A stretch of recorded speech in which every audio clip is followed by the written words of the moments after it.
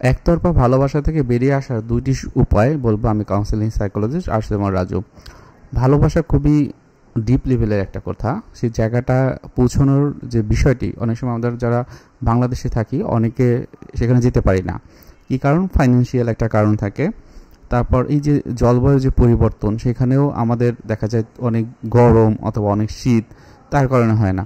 আবার আমরা যেই সমাজে থাকি সেখানে কিছু মানুষের জন্য বা কিছু ক্রিটিসিজমের জন্য আমরা আসলে কিন্তু ভালোবাসার মর্মটা বুঝতে পারি না।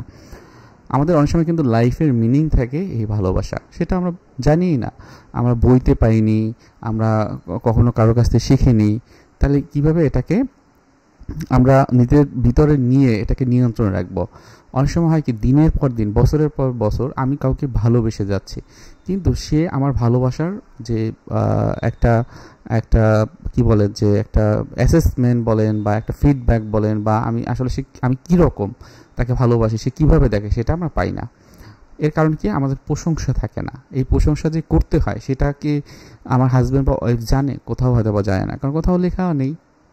অথবা ভালো পরামর্শের কথা বলা আছে, কিন্তু কোনো একজন সাইকোলজিস্ট বর্তমান সময়ে কী কী সমস্যা হচ্ছে যার জন্য এটা দরকার সেটা কিন্তু লেখা থাকে না। কিন্তু বাইরের কান্ট্রিতে কিন্তু এগুলো আছে।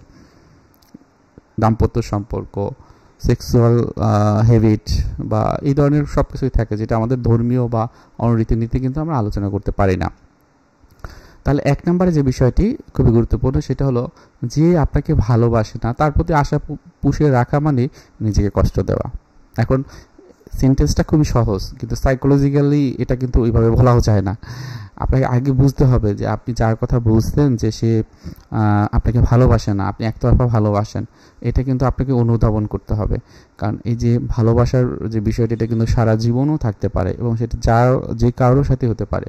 আবার এমন হতে পারে যে ভালোবাসার জিনিসটা ঠিকমতো হচ্ছে না দেখে আপনার লাইফে অনেক রকমের সমস্যা তৈরি হয়েছে, হয়তো ভালো কিছু করতে পারছেন না, এই জন্য কোনো একটা জিনিসে মনোযোগ দিতে পারছেন না, সামাজিকভাবে, মানসিকভাবে, তারপর হলো শারীরিকভাবে দুর্বল হয়ে যাচ্ছেন, এটা কিন্তু হতে পারে। তো এই জন্য কী করতে হবে, যে আপনি যে মনে করছেন যে সে আপনাকে ভালোবাসে না, এটা নিয়ে একটু কথা বলতে পারেন। যদি না হয় তাহলে এখানে পুষে থেকে কোনো লাভ নেই, এটা আপনার ভিতরে আরও বেশি ডিপ্রেশন, অ্যাংজাইটি তৈরি করবে। দ্বিতীয় নাম্বার হলো নিজেকে ভালোবাসতে শেখা।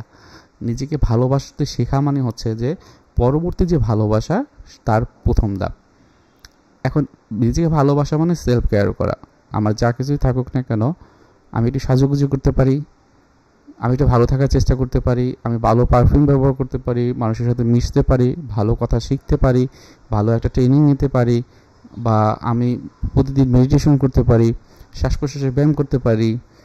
আমি কি করতে পারি, আমার প্রফেশনাল ডেভেলপমেন্টটা কী হবে, সেজন্য কী জিনিসটা দরকার সেটাকে সার্চ করতে পারি, অনেক কিছু করতে পারি। আমি কোথাও একটু ঘুরতে যেতে পারি, আমি অন্তত একটা সময়, দিনের একটা সময় আমার জন্য রাখতে পারি। তো অনেক কিছু করার আছে। তো এই যে জিনিসগুলো যদি করেন, আপনার জায়গাটা আপনি বুঝতে পারবেন যে আসলে আপনার পরবর্তী স্টেপটা কী হওয়া উচিত, ভালোবাসার এই জায়গাগুলোতে কীভাবে আপনি নিজেকে আরও বেশি সমৃদ্ধ করবেন। সো এই হলো একতরফা ভালোবাসার থেকে বেরিয়ে আসার এই দুটি ওয়ে।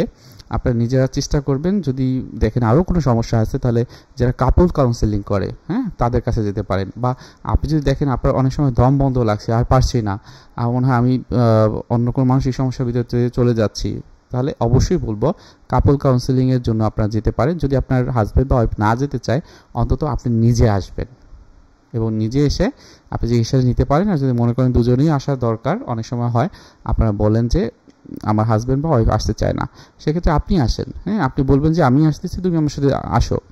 তারপরে কি করতে হবে না হবে, যারা প্রফেশনাল কাউন্সেলিং সাইকোলজিস্ট আছেন, এটা তারা ম্যানেজ করার চেষ্টা করবেন আশা করি। সো ভিডিওটি এখানেই রেখে দিচ্ছি। কারো কোনো প্রশ্ন হলে অবশ্যই কমেন্টে জানাবেন। ধন্যবাদ। আসসালামু আলাইকুম।